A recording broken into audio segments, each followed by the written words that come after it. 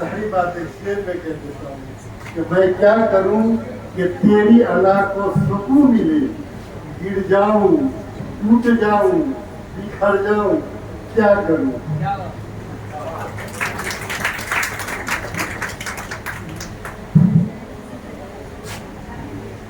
सिद्धार्थ जी बहुत दूर से भागलपुर से चल के आए।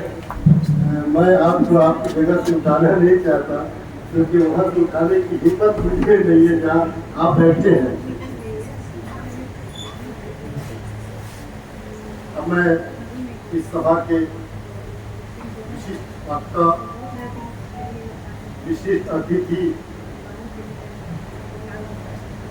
पाटलिपुत्र विश्वविद्यालय के पूर्व वाइस चांसलर माननीय गणेश महतो जी से अनुरोध करूंगा कि वहाँ और आशीर्वचन के रूप में हमें दो बात कहें कि हर गली अच्छी लगी और एक घर अच्छा लगा, तुम जो आए शहर में तो शहर पर अच्छा लगा।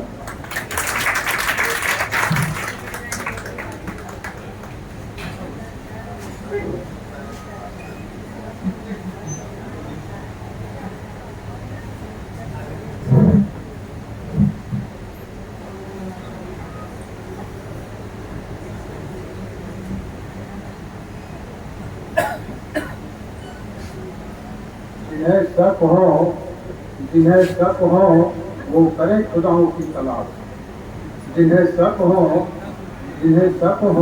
वो करें खुदाओं की तलाश। हम तो इस सत्य शिक्षक को ही इस दुनिया का खुदा करते हैं।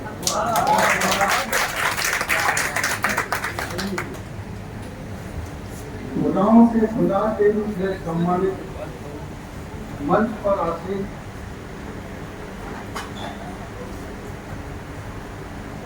डेवलपमेंट काउंसिल के चेयरमैन डॉक्टर कमल प्रसाद आदि, जनरल सेक्रेटरी डीसी डॉक्टर अन्य मेंबर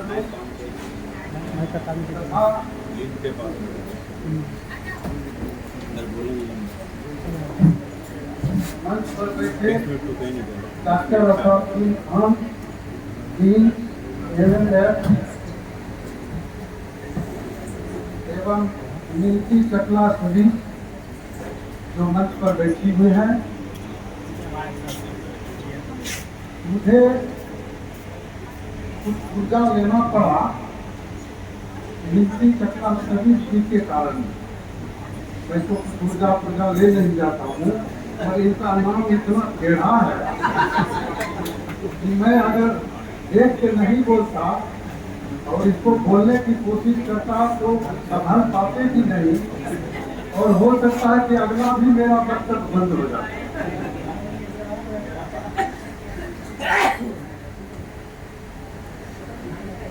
मैं शिक्षक सम्मान दिवस के अवसर पर जो इसके जिन्होंने इसका प्रबंधन किया, कमल बुद्धा जी और असाफुद्दीन खान जी, मैं इन लोगों को किन शब्दों से धन्यवाद दूं। इन्होंने मुझे यहाँ आने का आग्रह किया।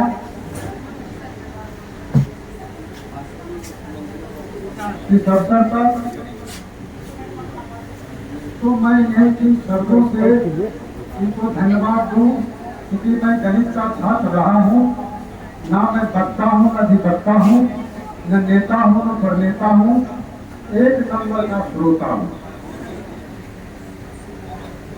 श्रोता में लोगों को लगता है कि ये शायद ये निम्न चीज है, लेकिन मैं ये कहना चाहता हूँ कि अगर श्रोता नहीं बनेगा तो वक्ता भी कभी नहीं बनेगा। इस सभागार में उपस्थित जितने प्रधानाचार्य हैं, शिक्षकगण हैं, ईडीसी के मेंबर हैं, मैंने देखा कि बहुत लंबे लंबे भाषण चले, लंबी लंबी बातें हुई, और मैंने देखा कि ये आप लोग बिल्कुल गंभीरता से और धैर्य के साथ सुनते रहे, यह सिद्ध कर देता है कि आप सारे सभागार में जो उपस्थित हैं निश्चित रूप से आप बहुत बड़े विद्वान आदमी हैं, तभी आप इतना बर्दाश्त किए और इस बात को सुने।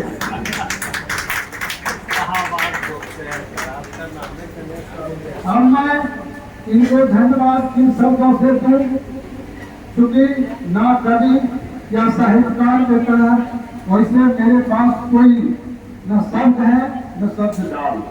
शब्द तो शोर है, तमाशा है, शब्द तो शोर है, तमाशा है, भाव के सिंधु में बतासा है, दिल की बात जुबान से ना कहिए, मौन ही भावना की भाषा है।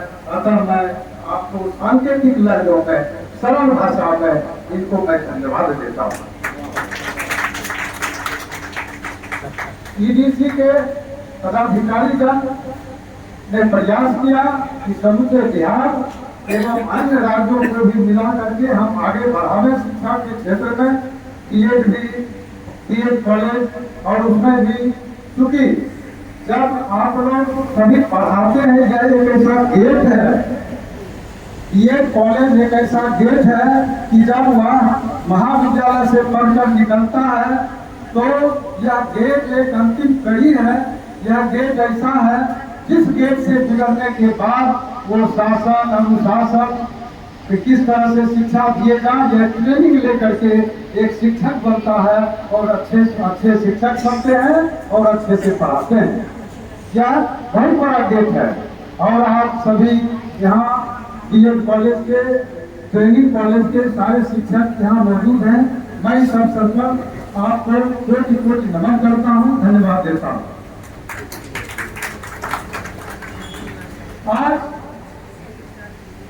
यह जो 5 सितंबर को ये शिक्षक दिवस मनाया जाता है, इसके पीछे यही है कारण कि हमारे देश के प्रथम उपराष्ट्रपति, द्वितीय राष्ट्रपति सरदार सर्वपल्ली राधाकृष्णन जी का जन्मदिन 5 सितंबर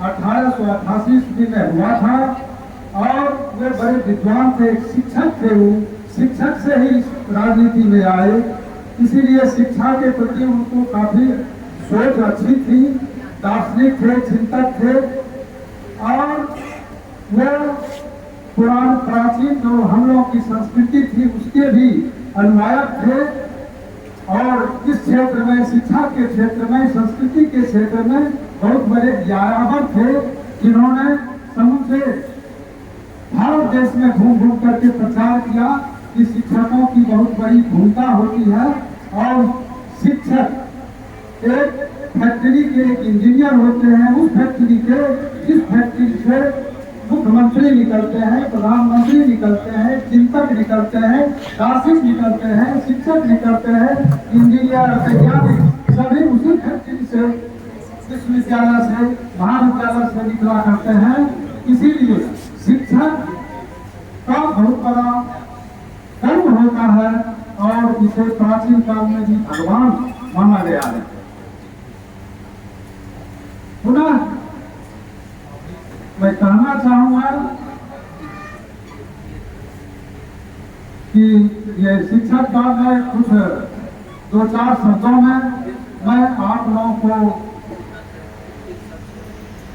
वंदना करना चाहूंगा और आपका महिमा मंडन करना चाहूंगा कि एक बार की बात है कि सूर्य दिन भर तपता रहा, जलता रहा और हर दिन जब वह तपता रहा, अपने शरीर को तपा करके, गला करके वह संसार को रोशनी से आलोकित करता रहा। जब शाम होने चली तब सूर्य विस्मित हो गया, सूर्य को विस्मय हुआ। सूर्य ने चिल्लाया कि है कोई, तुम मेरे सामने आओ और मेरी कथा को दूर करो।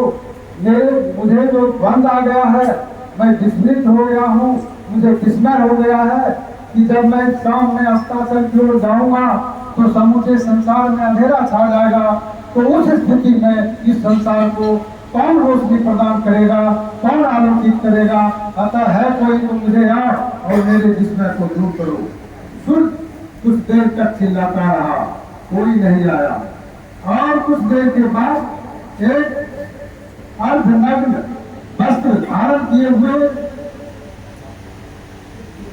दुबला तिरस्कार शरीर वाले, जिनके मस्तक के बाल उधरे हुए थे, दाढ़ी उधरी हुई थी, लंबे लंबे बाल से लंबी लंबी दाढ़ी थी, आंख उनकी डूबी हुई और गाल कुचके हुए, और वह व्यक्ति उपस्थित होता है सूर्य के सामने, कहता है सूर्य, तुम संसार को अपने शरीर को गलाकर जला करके समूचे संसार को आलोकित करते हो, रोशनी देते हो, और आज समूचे संसार को रोशनी देने वाले सूर्य आज सुख विस्मृत हो गया, विस्मय से भर गया, द्वंद आ गया, ऐसा क्यों तुम्हें हुआ?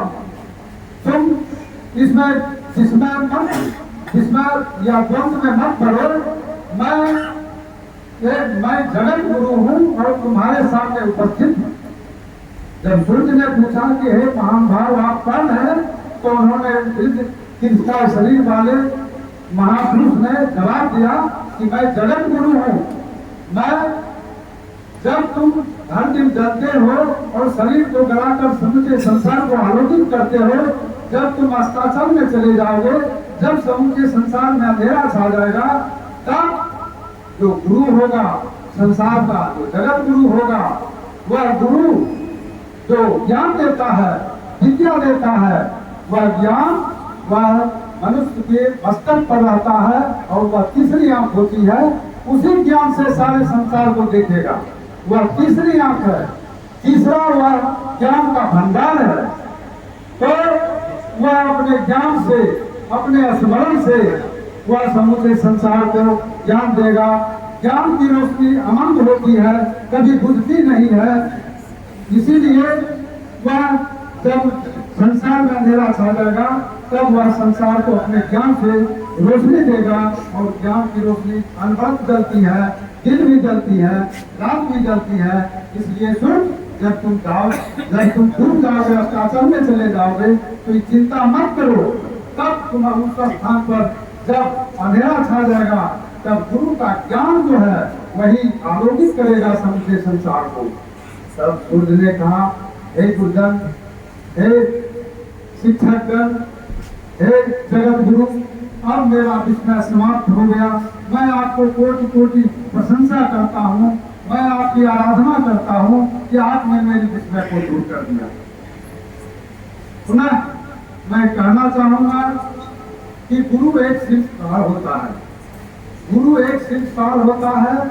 वह रास्ते पर, सड़क पर पड़े हुए बेजुबा और बेजुबा पत्थर को उठा करके घर लाता है, और वह हथौड़े से ठोक करके, तराश करके वह एक मूर्ति का रूप देता है, और वह शिल्पकार जो मूर्ति का रूप, जो बेजुबा पत्थर को जो देता है, वह बेजुबा पत्थर वह एक ईश्वर की मूर्ति होती है, जिसकी पूजा संसार करता है।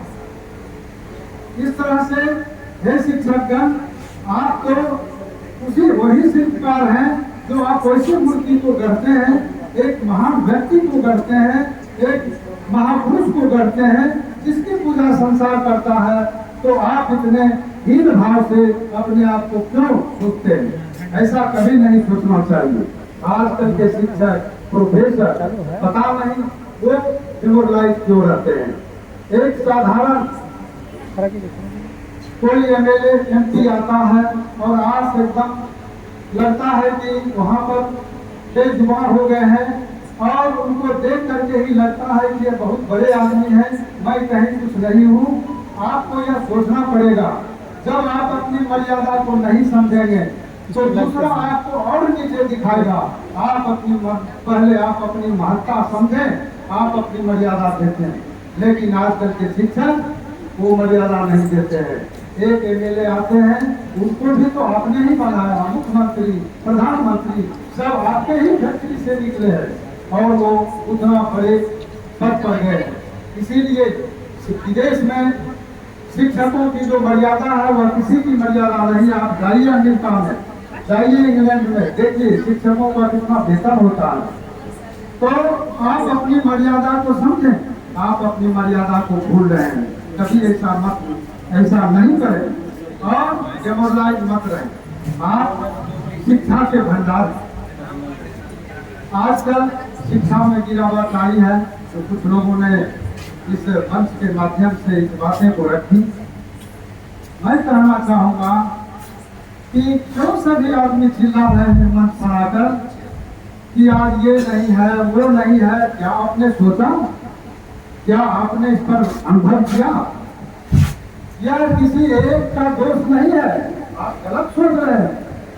यह सरकार का भी दोष है, छात्रों का दोष है, शिक्षकों का दोष है, व्यवस्था का दोष है।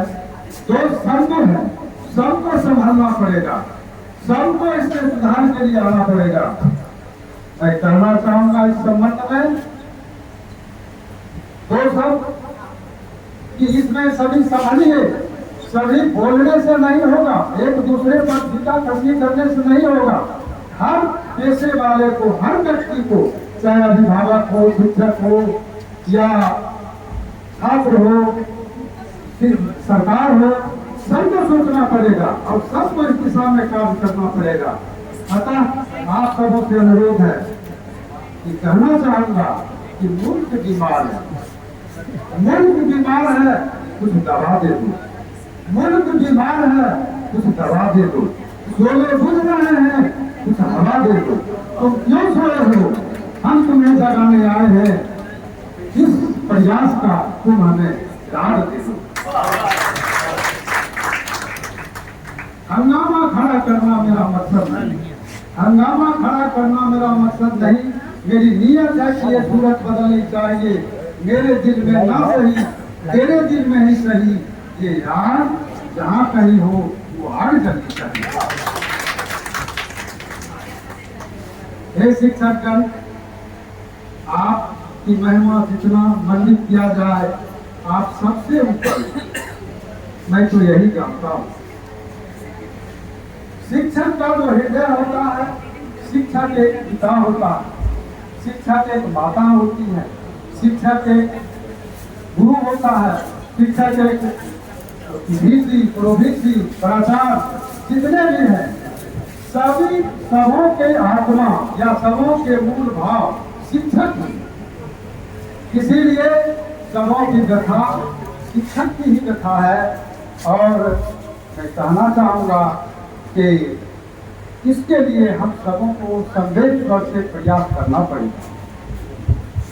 याद होगा एक कॉलेज के बहुत सारे प्रिंसिपल भी होंगे, शिक्षक भी होंगे।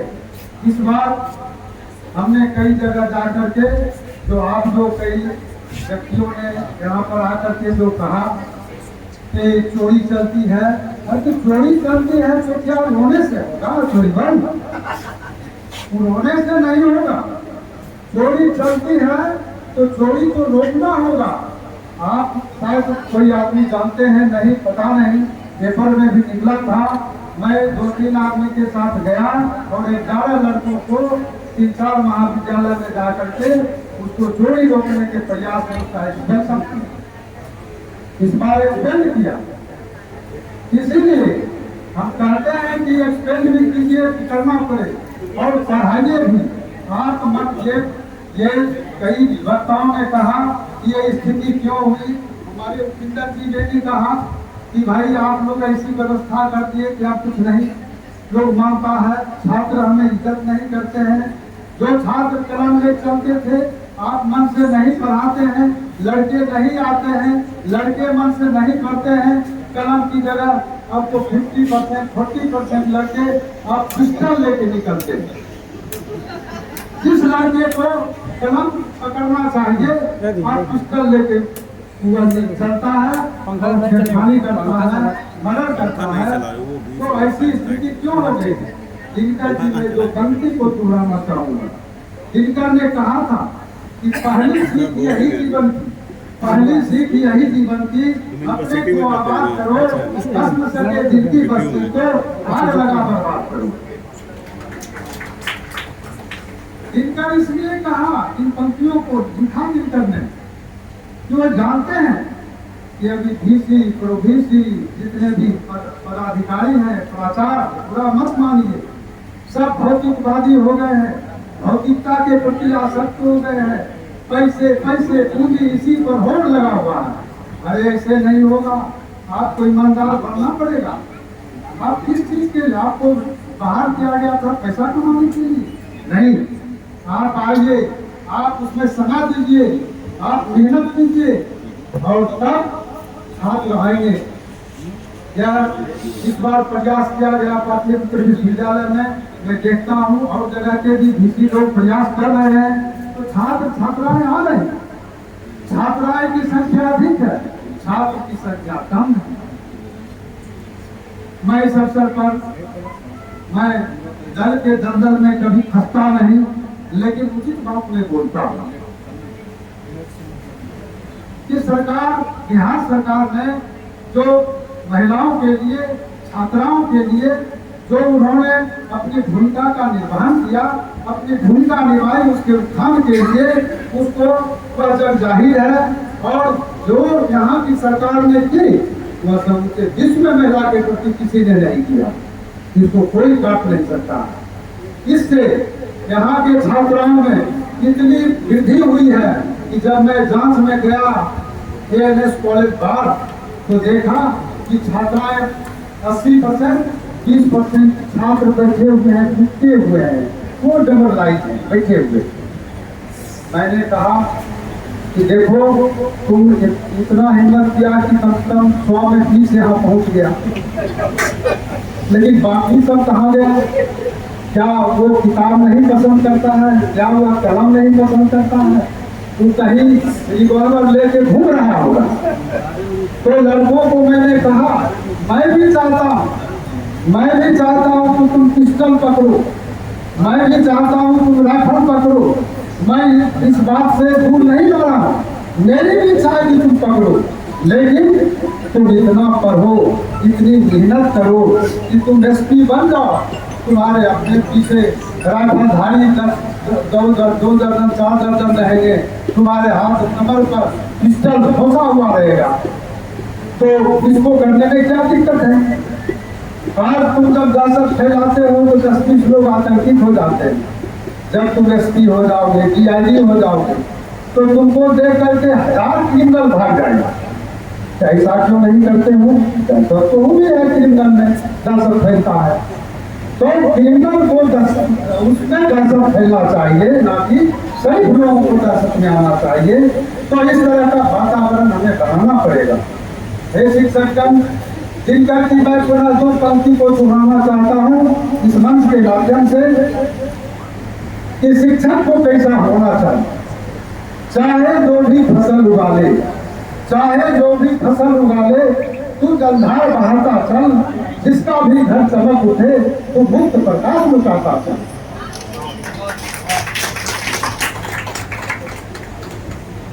मैं इस अवसर पर कहूँगा, हमारे EDC के मेंबर हैं, इन्होंने बहुत प्रयत्न किया, बहुत प्रयास किया और चाहे कि हम इस चीज को बदलें।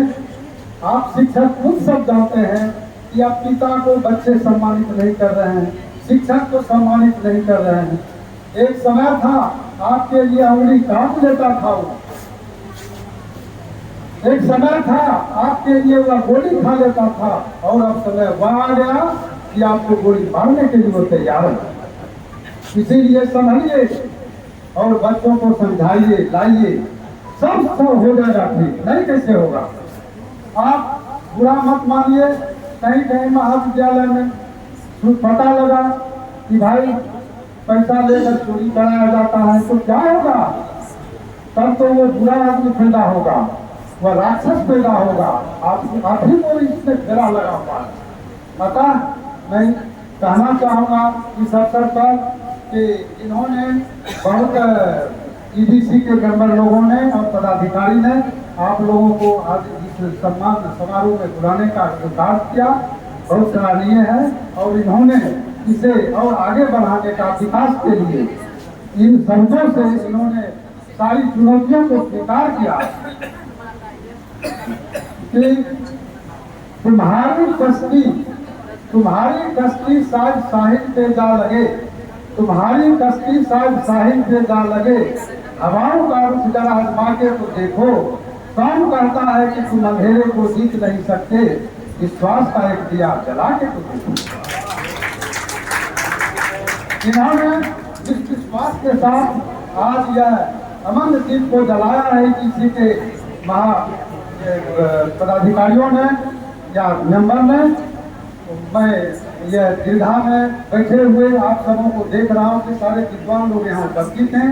सभी चाहते हैं कि यह जो जिस तरह की परंपरा चल गई है शिक्षा के क्षेत्र में, सबको पीड़ा है, लेकिन भाई उस पीड़ा को हम कहते हैं वो पीड़ित कर दिया, दूसरा कहता है वो पीड़ित कर दिया। नहीं, सभी इसके दोषी हैं, सभी हम मिल करके दिया जलावे, संवेदस्वर से इस कारवां को आगे ले चले, और हम जब बदल जाएंगे, हम जब सही शिक्षा देंगे तो संसार बदल जाएगा। आप कभी विश्व गुरु थे, फिर विश्व गुरु आप पढ़ेंगे। अतः मैं कहना चाहूंगा कि आप सभी शिक्षक लड़कों को पढ़ावे। बीएड कॉलेज के भी प्रिंसिपल लोग हैं, प्राचार्य यहाँ पर उपस्थित हैं, शिक्षक भी हैं, आप उसको पढ़ाई कराएं। और मेरा इरादा आपके सामने ये पिंदर बाबू बैठे हुए हैं, पाटलिपुत्रा के बीएड कॉलेज के प्राचार्य भी हैं, आप तक पता होगा या नहीं पता होगा। मैं भौतिकवादी नहीं, मैं सामान्य आदमी हूँ, मुझे भौतिकता से कोई लेना देना नहीं है। मैं जो मेरे पास आता है, मैं हर दिन एक बार जब कुर्सी पर बैठा रहता हूँ, जो कोई आते हैं उनकी समस्या का निदान मैं करता हूँ। लेकिन भौतिकता में बचना या कोई चीज घूस फेंक लेना, यह मेरे भीतर से बाहर की चीज है, मैं नहीं लेता हूँ। मेरे घर में आप जहाँ देखें तो आज तक 10 साल प्रिंसिपल रहे, अब ये कुलपति हैं, और मेरे घर में जब जाएंगे तो एक कांच का टेबल है और 12 कुर्सियाँ प्लास्टिक की, इतना किसी बात को कुछ नहीं मिलेगा।